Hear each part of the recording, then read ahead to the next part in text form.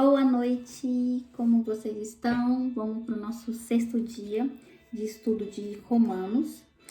Vamos pedir para Deus estar nesse momento. Pai, muito obrigado por esse momento, Senhor. Muito obrigado pela sua palavra, muito obrigado por esse estudo. Espírito Santo, você é bem-vindo aqui. Que você venha, tome conta desse ambiente, tome conta desse lugar. Toda palavra que for dita, todo ensinamento que for ministrado, Senhor, ingresse dentro do nosso coração e transforme a nossa maneira de viver. Muito obrigado por esse momento, Pai. Nós te damos glórias e louvores, em nome de Jesus. Amém. Hoje é Romanos 6 e a palavra diz o seguinte: que diremos então? Continuaremos pecando para que a graça aumente? De maneira nenhuma. Nós, os que morremos para o pecado, como podemos continuar vivendo nele? Ou vocês não sabem que todos nós fomos batizados em Cristo Jesus, fomos batizados em sua morte? Portanto, fomos sepultados com ele na morte por meio do batismo, a fim de que, assim como Cristo foi ressuscitado dos mortos, mediante a glória do Pai, também nós vivamos uma vida nova. Se dessa forma fomos unidos a ele na semelhança da sua morte, certamente o seremos também na semelhança da sua ressurreição. Pois sabemos que o nosso velho homem foi crucificado com ele, para que o corpo do pecado seja destruído, e não mais sejamos escravos do pecado. Pois quem morreu foi justificado do pecado. Ora, se morremos com Cristo, cremos que também com ele viveremos. Pois sabemos que, tendo sido ressuscitado dos mortos, Cristo não pode morrer outra vez. A morte não tem mais domínio sobre ele. Porque morrendo, ele morreu para o pecado, uma vez por todas, mas vivendo, vive para Deus. Da mesma forma, considerem-se mortos para o pecado, mas vivos para Deus em Cristo Jesus.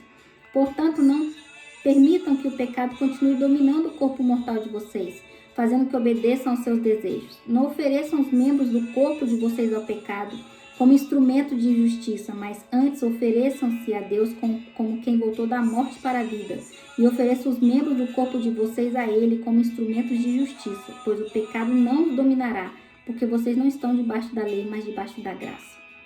Então, vamos pecar porque não estamos debaixo da lei, mas debaixo da graça? De maneira nenhuma. Não sabem que quando vocês se oferecem a alguém para lhe obedecer como escravos, tornam-se escravos daquele a quem obedecem?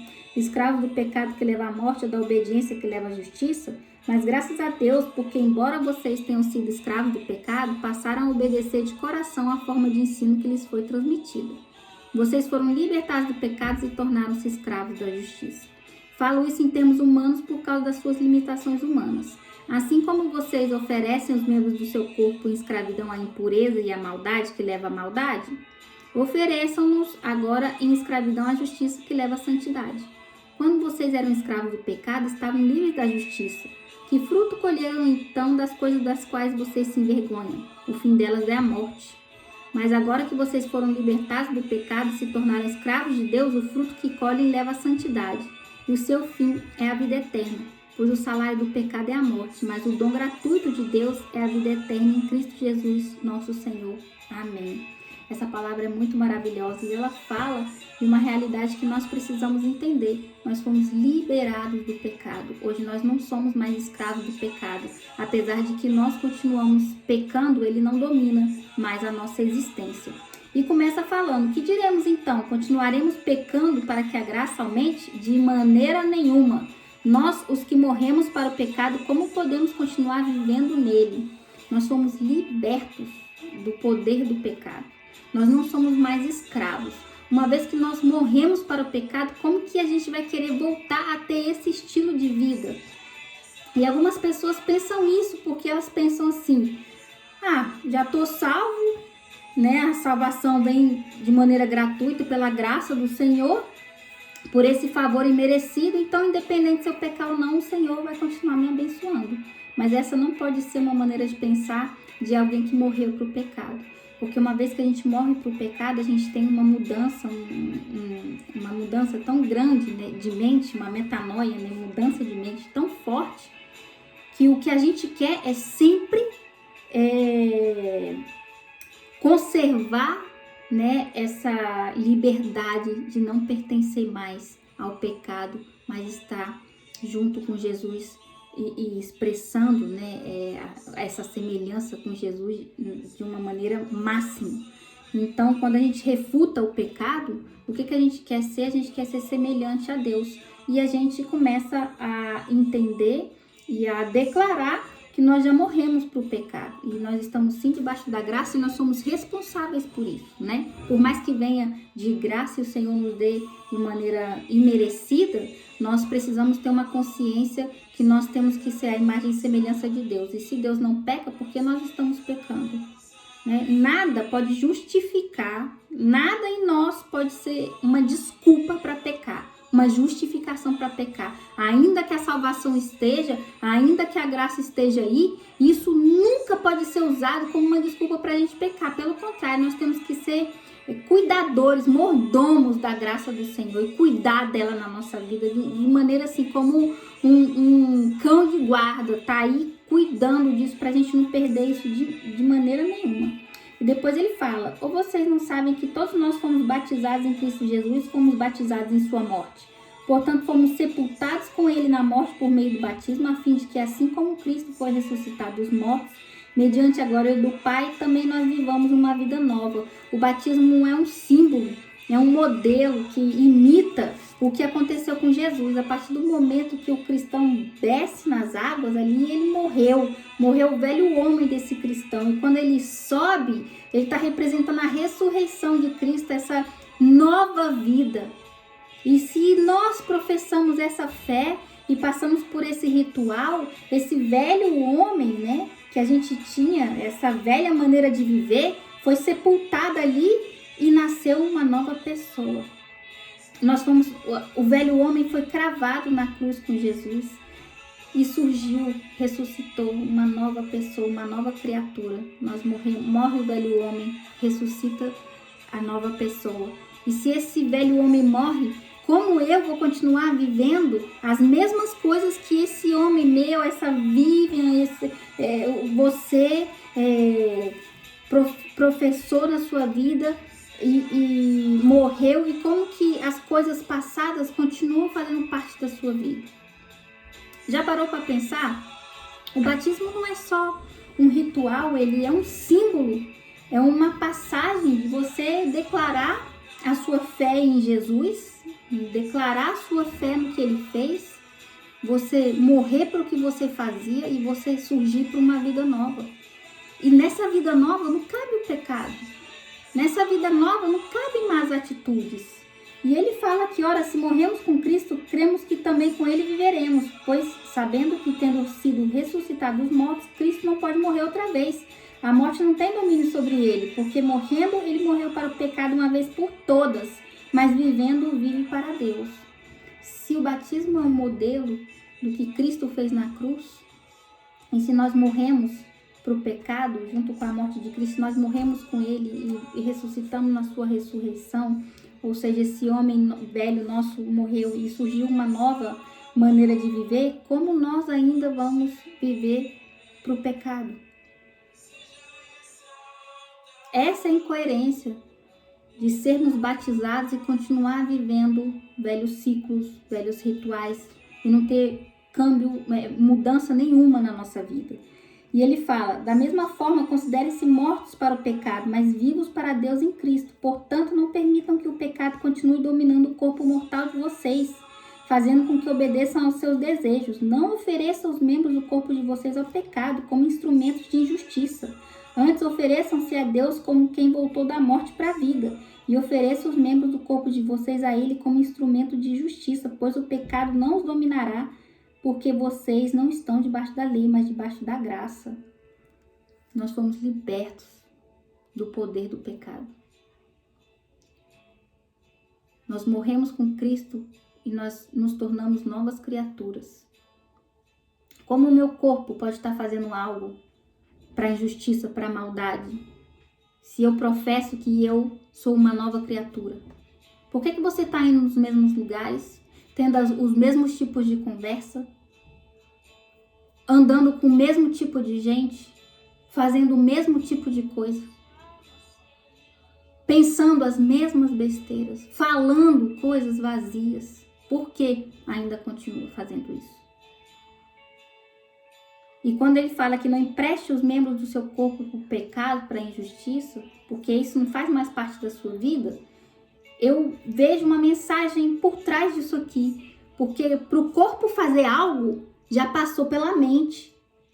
né? A mente já elaborou, a mente já pensou, já planificou, já veio parar no coração e já saiu em forma de ação. E eu vou bem lá, né? Ele tá falando, não empreste o seu corpo. Não empreste o seu corpo, não empreste a sua mente. Não deixe a sua mente maquinar o mal, pensar o mal. Tenha uma mudança completa de mente. Saia dos lugares que não fazem com que você cresça espiritualmente. Saia de grupos no WhatsApp. Para de seguir gente que não faz você crescer, não acrescenta na sua vida. Principalmente você que passou por esse simbolismo do batismo, que é uma nova criatura. Você tem uma responsabilidade muito maior pela sua vida do que antes, porque antes você não tinha esse entendimento, agora você tem.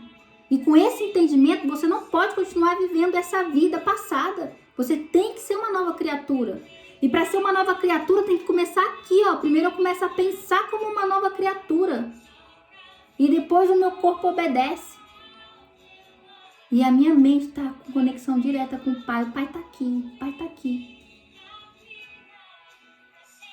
Então pensa, se os lugares que você está indo, as pessoas que você está conversando, as conversas que você está tendo, o que você assiste, o que você lê, o que você vê, se tudo isso faz parte do seu eu antigo ou do seu eu novo.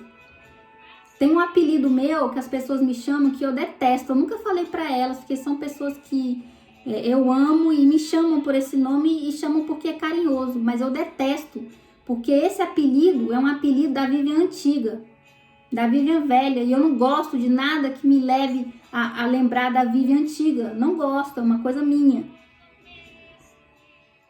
E tudo que me levava a essa vida Vivian antiga, eu retirei da minha vida. Doeu? Doeu, mas eu tive que fazer uma avaliação. Por quê? Porque não cabe mais certas coisas na vida de uma pessoa quando ela decide viver uma nova vida. Infelizmente. É uma decisão muito complicada, mas você precisa fazer uma decisão. Você precisa decidir que, ó, você vai continuar obedecendo. Quando você se oferece, você se torna um escravo de algo. Então, quando você se oferece ao pecado, você se torna um escravo do pecado. Quando você se oferece a Deus, você se torna um filho, você se torna alguém que Ele pode, com o poder dele, transformar a sua vida. Qual é a transformação que você quer viver? A transformação do pecado ou aquilo que Deus tem para você? Você está emprestando o seu corpo, a sua mente, para o quê? Para que coisa? Se tornou escravo de quem? Então, tem que pensar muito. Tudo que a gente lê, tudo que a gente faz, tudo que a gente pensa, isso de uma maneira muito forte, isso afeta a nossa vida. E quando a gente toma a decisão de nascer de novo, é nascer de novo. Não tem essa de ficar com algumas coisinhas da vida antiga. Ai, mas é porque eu tenho esse vício aqui de falar dos outros. Cara, como é que eu vou viver sem isso? Vai viver porque você virou uma nova pessoa. O pecado já não tem mais poder sobre você. Quem tem poder sobre você é Deus, é a graça que Ele te dá. É o amor dele, porque nós sabemos qual é o salário do pecado, é a morte. E o nosso corpo, o nosso espírito, desde sempre anseia pelo quê? Qual é a maior ânsia de um ser humano? É viver para sempre. A gente tem isso, né? A gente quer viver para sempre. E como que a gente vai viver para sempre? Se afastando do pecado. E como que eu posso afastar do pecado? Existem algumas maneiras. Primeira coisa é você reconhecer as tentações, o que te leva a pecar. É a primeira coisa. É você reconhecer a tentação,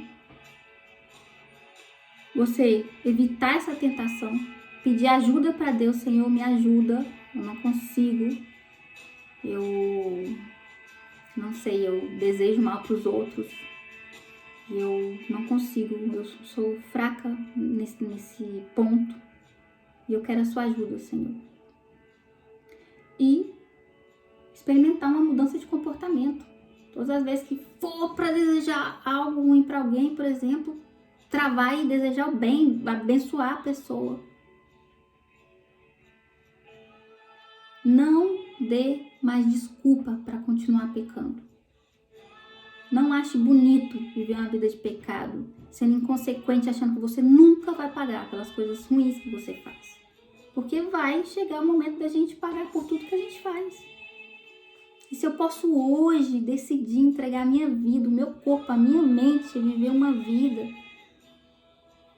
baseada na bondade, no amor, na obediência, obedecer aquilo que o Senhor fala, porque o Senhor fala de uma maneira muito peculiar para cada um, fala uma coisa para mim, uma coisa para você, né? O que ele fala para um não é a mesma coisa para o outro, e nós sabemos, nós temos convicção o que é certo para nossa vida e o que não é.